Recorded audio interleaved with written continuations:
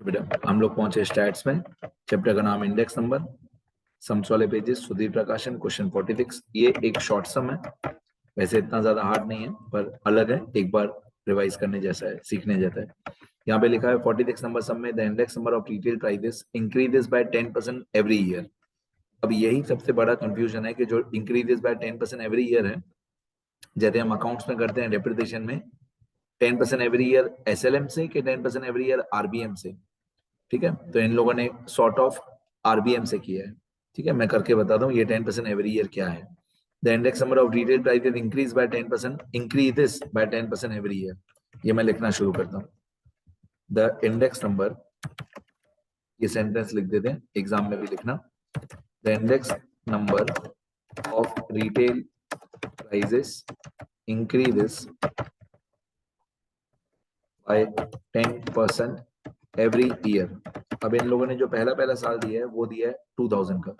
The index number of retail prices of year 2000 is 100। अब यहाँ पे मैंने एक कॉलम बनाया ईयर का, एक कॉलम ईयर का बनाया है और एक कॉलम इंडेक्स नंबर का बनाया है। तो ईयर 2000 का इंडेक्स नंबर है 100, ईयर 2000 का इंडेक्स नंबर 100। ठीक, यहाँ पे मैं आगे एक दो कॉलम कैलकुलेशन के लिए बना देता हूँ। ये वाले कॉलम्स कैलकुलेशन में हमको काम आएंगे, पहले एक दो कॉलम।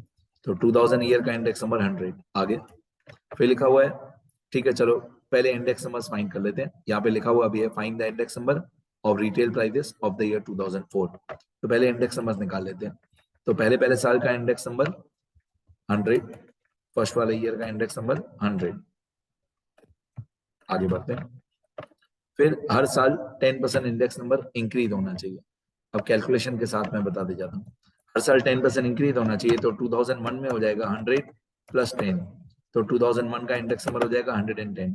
2002 में और 10% इंक्रीज। अब ये यहाँ से थोड़ा ट्रिकी हो जाएगा, 10% इंक्रीज करना है, लेकिन किसका 10%? 100 का 10% कि 110 का?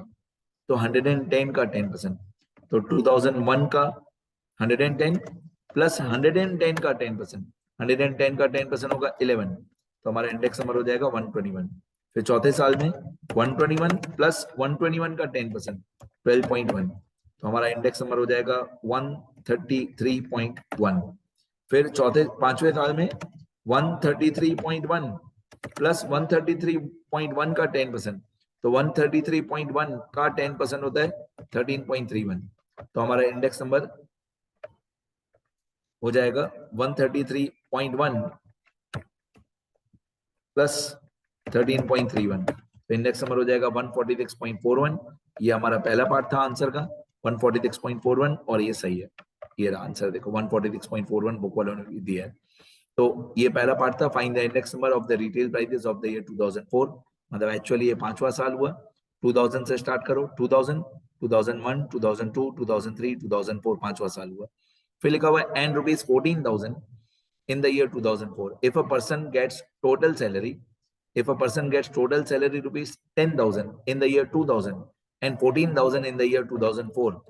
तो 2000 वाले साल में इस आदमी की सैलरी है 10,000 रुपए, और 2004 वाले साल में इस आदमी की सैलरी है 14,000 रुपीज। यहाँ पे मैं लिख देता हूँ एक्चुअल सैलरी। पहले साल की एक्चुअल सैलरी क्वेश्चन में दी हुई है 10,000 ऑब्वियसली इन रुपीज, और आखिरी साल की एक्चुअल सैलरी दी हुई है 14,000।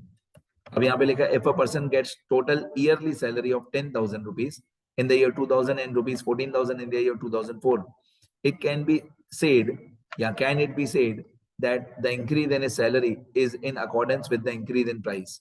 क्या इसकी सैलरी उतनी बड़ी है जितना इंडेक्स नंबर बढ़ा है? What salary should he get as per the index number of the retail prices of 2004? तो क्या इसकी सैलरी उतनी बड़ी है जितनी महंगाई बढ़ी है, और इसकी सैलरी कितनी होनी चाहिए एज पर इंडेक्स नंबर? तो धीरे धीरे देख लेते हैं। इसकी एक्चुअल सैलरी है कितनी? 14,000। इसकी एक्चुअल सैलरी 14,000 है। आगे सुनते रहो। चलो, इसकी एक्चुअल सैलरी है 14,000। अब मैं लिखना शुरू करता हूँ।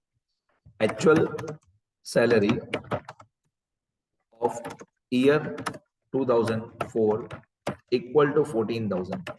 ये 14,000 रुपीज इसकी एक्चुअल सैलरी है। अब हम एस्टिमेटेड सैलरी निकालते हैं। एस्टिमेटेड सैलरी कितनी होनी चाहिए? Estimated salary of year 2004 obviously according to index numbers कितनी होनी चाहिए थी? देखो बेस ईयर, या मैं लिखता हूं बेस ईयर और करंट ईयर, एक कॉलम बना देते हैं बेस ईयर का, एक कॉलम बना देते हैं करंट ईयर का, और यहाँ पे लिखते हैं, पहले लिखते हैं हम इंडेक्स नंबर और फिर इसको क्रॉस मल्टीप्लाई करेंगे।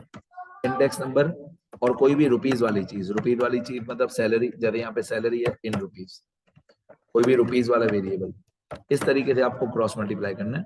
बेस ईयर का इंडेक्स नंबर हमेशा 100 होता है, बेस ईयर का इंडेक्स नंबर हमेशा 100 होता है। करंट ईयर का इंडेक्स नंबर हमने फाइंड आउट किया था, करंट ईयर का इंडेक्स नंबर ये था 146.41, 146.41। तो इंडेक्स नंबर बेस ईयर का 100, करंट ईयर का 146.41। सैलरी बेस ईयर में थी 10,000 रुपए, अगर आपको याद हो, सैलरी था 10,000 रुपीज। तो करंट ईयर का salary according to index number कितना होना चाहिए? मतलब महंगाई जो है वो 100 से 146.41 हो गई, तो सैलरी 10,000 से कितनी होनी चाहिए? इसको हम बोलेंगे estimated salary of current year. तो ये होना चाहिए इक्वल टू 146, ये होना चाहिए equal to 10,000 multiply by 146.41 divided by 100, मतलब क्रॉस मल्टीप्लाई करेंगे, ये वाला 10,000 मल्टीप्लाई बाय 146.41 डिवाइडेड बाय 100। अब इस तरीके से क्रॉस मल्टीप्लाई करोगे तो आपकी एस्टिमेटेड सैलरी आ जाएगी कि 2004 की एस्टिमेटेड सैलरी कितनी होनी चाहिए। तो 10,000 मल्टीप्लाई 146.41 डिवाइडेड बाय 100, तो ये आ जाएगा 14641। कितना? 14641 रुपीज, इतनी इसकी एस्टिमेटेड सैलरी इस वर्कर की एम्प्लॉय की होनी चाहिए थी। बट आपको मालूम है एक्चुअल सैलरी थी कितनी? एक्चुअल सैलरी हमको क्वेश्चन में दी हुई थी 14,000, और एस्टिमेटेड सैलरी कितनी होनी चाहिए थी? 14,641। ठीक है, तो क्योंकि एस्टिमेटेड ज्यादा है और एक्चुअल कम है, तो इस आदमी को लॉस हुआ। इसको लॉस भी बोलते हैं, या इसको डिक्रीज इन परचेजिंग पावर बोलते हैं, डिक्रीज इन परचेजिंग पावर, क्योंकि इसकी सैलरी होनी चाहिए थी 14641, लेकिन इसकी एक्चुअल सैलरी 14,000 रुपीज दी है। तो इस आदमी को कितना नुकसान हुआ? According to index number 641 rupees का लॉस हुआ इस आदमी को। तो इसको लॉस भी बोल सकते हैं या डिक्रीज इन परचेजिंग पावर भी बोल सकते हैं। ठीक है, तो अभी अच्छे से लिखना, मैंने इतना समझा दिया, एक्सप्लेन कर दिया, लिखना अच्छे से। मैं स्क्रॉल कर देता हूँ सारा क्वेश्चन आंसर। ये क्वेश्चन है 46 सुधीर प्रकाशन का, लिखते रहो सब लोग। ये आंसर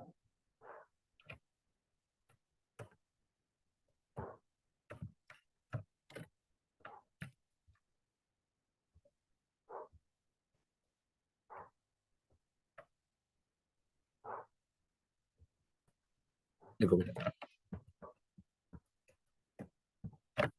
लिखते रहो सब लोग।